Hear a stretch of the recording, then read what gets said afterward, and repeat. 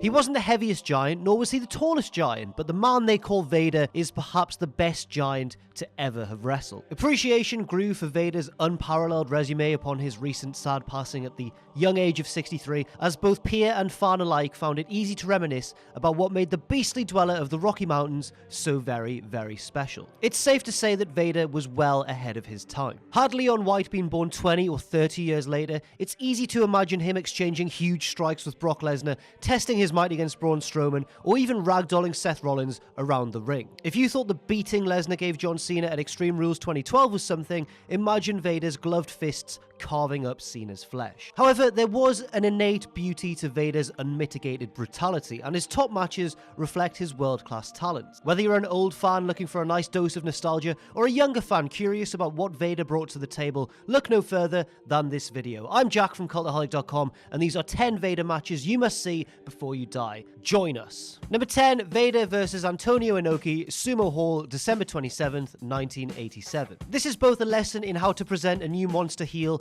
and also how to do it too well. Remember the sign in the crowd at One Night Stand 2006 that said, "If Cena wins, we riot," and all? Yeah, this literally happened at Sumo Hall. Vader made his debut in New Japan Pro Wrestling on this day, being introduced as the centerpiece of the Takeshi Puroresu Gundam group. He immediately issued a challenge to the legendary and beloved Inoki, who had just gotten done defeating Riki Choshu by disqualification. What happened next is the stuff of true wrestling legend. Vader manhandled Inoki, who got next to no offense on this new emerging monster. In less than 3 minutes, Vader handed Inoki his first singles defeat in more than 2 years, finishing this sustained, brutal assault with a big power slam. The 11,000 fans in Sumo Hall were shocked by this turn of events and actually started rioting. And we don't mean, kicking a few drinks over, throwing some popcorn and trash into the ring. We mean setting fires, ripping apart the seats inside the venue, and generally causing a massive, dangerous nuisance. It took police more than an hour to restore order, and as a result, New Japan were banned from Sumo Hall, a ban that would last for 14 months. Good debut, Vader. Well done, mate. Good job healing it up. Maybe tone it down just a tad next time. Number 9, Vader vs Savio Vega, Monday Night Raw, January 22nd, 1996. Top tier Vader matches come in 2 distinct types. There are the epic length fights to the death, and there are also squash matches in which some poor guy gets absolutely shattered by Vader's unrelenting fury. Unfortunately for one poor soul in this match, it fits the latter description, as Vader pummeled Savio Vega in a matter of minutes on his Raw debut. But the match itself is not why this makes the cut, the aftermath is. Vader needed to be written out in order to have shoulder surgery, so a suspension angle would explain his exit. And what an angle it was, as Vader continued to wreak havoc in the post-match segment, assaulting Savio Vega, referees, and even WWE President Gorilla Monsoon when he tried to intervene. Sadly, WWE would never really use Vader as this sort of uncontrollable wrecking machine after his eventual return from injury, and getting on Shawn Michaels' bad side stunted what should have been unstoppable momentum. But like an ancestor of Braun Strowman flipping cars on Monday Night Raw, this revealed Vader's potential, but in a more sort of crunchy, gritty, attitude era way. Number 8, Vader vs Stan Hansen, New Japan Pro Wrestling Super Fight. On its own merits, this match pitting the IWGP Heavyweight Champion Vader against Stan the Man was an enjoyable brawl between two black-hearted maulers that just enjoy a bloody good fight. You know, the sort of scuffle that'd even earn a warmer smile from someone like Finlay, and as we know, he loves to fight. Even those of you who've never actually seen the match in full, you might at least be familiar with one specific moment, one which kind of makes the skin crawl. Things were already violent enough when Stan Hansen accidentally broke Vader's nose in the pre-match segment when he wildly swung his bull rope at the champ's face. But when things got going, the match took an even more disturbing turn when, in the course of the heated skirmish, Hansen somehow knocked Vader's right eyeball out of the socket.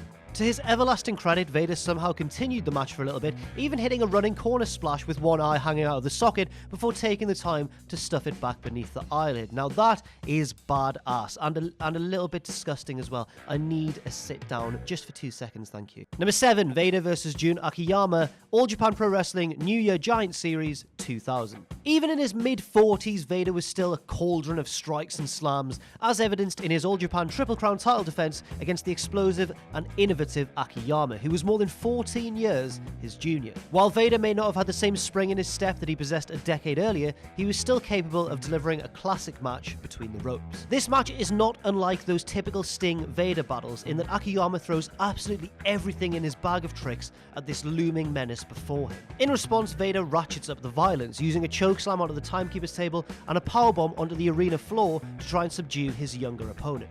AKIYAMA fights all the way to the bitter end before finally succumbing to a high-angle German suplex and another chokeslam. When talking about Vader's greatness, big reasons are often his moveset and his ferocity, but as this match demonstrates, also his timelessness plays a massive role. At age 44, he was still very much the man. Number 6, Vader vs Sting, Great American Bash 1992. In a way, Vader crushing Sting to capture the WCW World Heavyweight Championship for the first time was a little bit of a surprise. He hadn't been seen inside a WCW ring for more than 2 months, touring with New Japan in the meantime. In fact, Vader had been across the Pacific Ocean up until the Thursday before the pay-per-view, flying back in time to work a house show the night before the bash, followed by the show itself. So having made it in the nick of time, the match was incredible, with Sting absorbing a historic beating from the unyielding villain. This is what Hulk Hogan vs Andre the Giant would have looked like if both wrestlers were filled with higher amounts of athletic capabilities. Like the true babyface he is, Sting almost turned the tide completely, only to smash his own face into the turnbuckle during an attempted Stinger splash. Always a merciful man, Vader responded by powerbombing Sting into oblivion. It didn't quite cause a sumo hall-style riot, but the reaction from the fans in Albany, Georgia was the ideal blend of shock and disbelief. Vader, you heartless, heartless man. Number 5, Vader vs Antonio Inoki again, this time at New Japan Pro Wrestling, Wrestling World 1996. It wouldn't be called Wrestle Kingdom for another 11 years, but the annual January 4th Super Show from New Japan was just as hotly anticipated under its previous name. Vader and Inoki had crossed paths a handful of times over the years. I mentioned the whole riot thing, I'm still a little bit startled by that, but their battle at New Japan's big annual event was certainly their greatest together this time around. It's even more amazing when you consider that by 1996, Inoki was 52 and Vader was 40 and was working with a shoulder that desperately needed surgery. The match only lasted about 14 minutes, but that was all the time Vader and Inoki needed to tell the story of this legendary warhorse absorbing Vader's bear-like mauling, including having a table thrown onto him. Just throwing a table onto your opponent, Vader. No, that's fair enough. Ultimately, both Vader and Inoki would bleed profusely, and Inoki would kick out of both a Vader bomb and a moonsault before forcing Vader to tap with a cross armbar submission. For story, drama, and sheer brutality, this absolute classic truly had it all. Number 4, Vader vs Sting, SUPERBRAWL 3. In the eyes of many, this is the greatest strap match in the history of professional wrestling. If watching Vader eke out victory while gushing blood at a fountain like raid is your cup of tea, and if you haven't seen this match already, what are you waiting for? This was even more heated and violent than the aforementioned match at the Great American Bash, with Sting gaining just a little bit more ground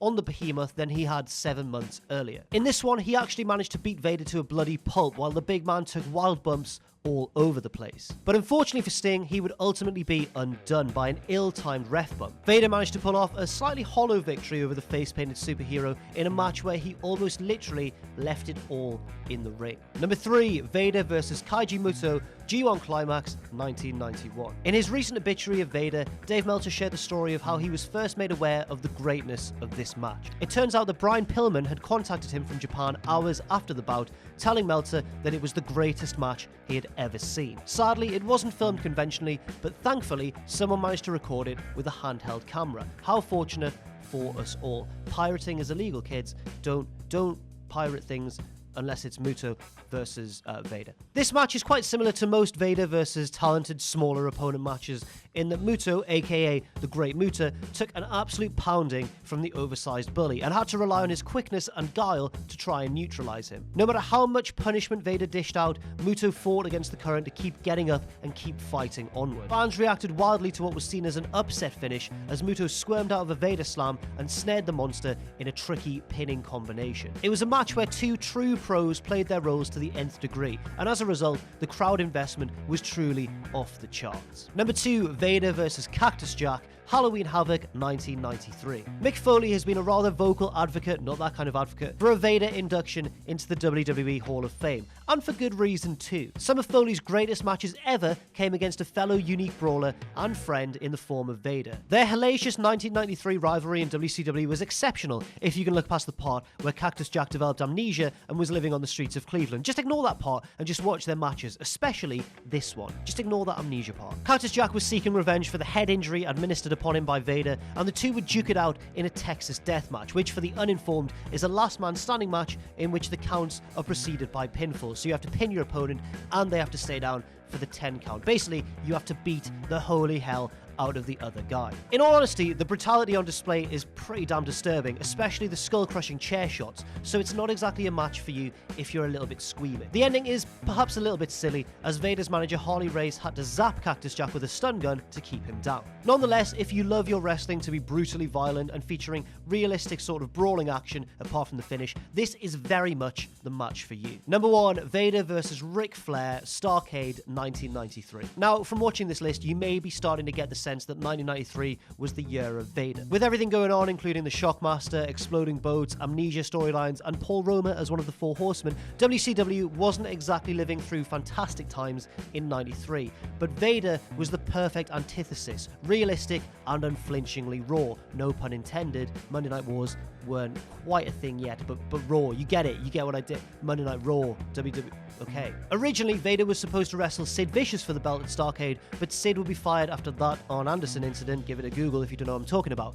Therefore, Flair was inserted in Sid's place, and what an upgrade that proved to be. The story couldn't have been told any better. Flair was putting his career on the line in his hometown of Charlotte, North Carolina, against WCW champion Vader. To make things even more personal, Vader had Harley Race in his corner, the man Flair had beaten for the NWA Championship at STARRCADE 10 years earlier. In the match itself, Flair bravely weathered the Vader storm, as the Carolina fans lived and died on every single near fall, truly willing the Nature Boy on. The ending was maybe a little bit wonky, but everybody was quick to forgive it because it was such a brilliant moment. Flair conquered Vader in one of the absolute greatest David versus Goliath matches of all time. The roof nearly blew off the arena, and Flair tearfully regained the championship he'd never truly lost upon his 1991 exit from WCW. For Vader, despite losing, it was yet another incredible performance from a man who can rightly be regarded as the most versatile big guy the sport has ever known. So that's our list. Do we miss your favourite Vader match off? Let us know in the comments section down below, and we hope you've enjoyed it. I've been Jack from Cultaholic.com. You can follow me on Twitter at JackTheJobber. You can follow all of us at Cultaholic, and if you want to, you can check out our Patreon as well, patreon.com/Cultaholic. And never forget, of course, to join us.